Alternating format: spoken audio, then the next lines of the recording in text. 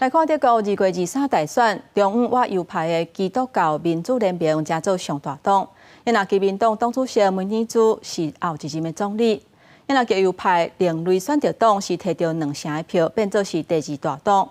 不过梅尼兹是已经宣布讲，未找因做联合政府。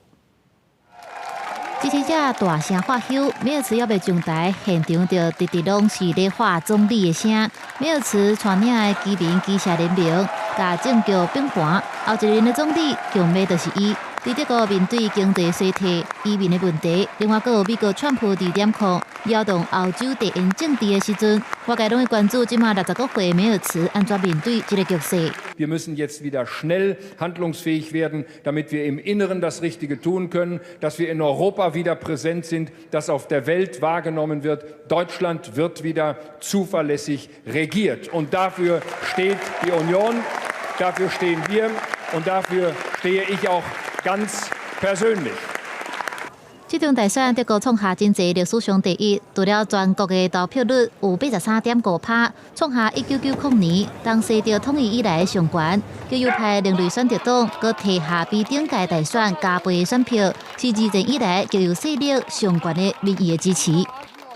Wir sind zweitstärkste Kraft geworden als Alternative für Deutschland und wir haben uns als Volkspartei nun fest verankert.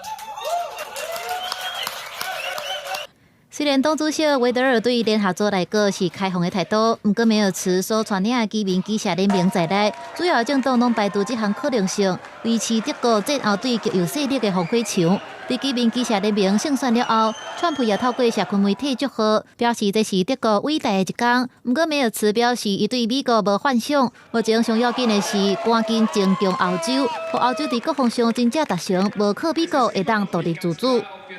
He will need a unifying vision for a country grappling with uncertainty and a pressing need for stability.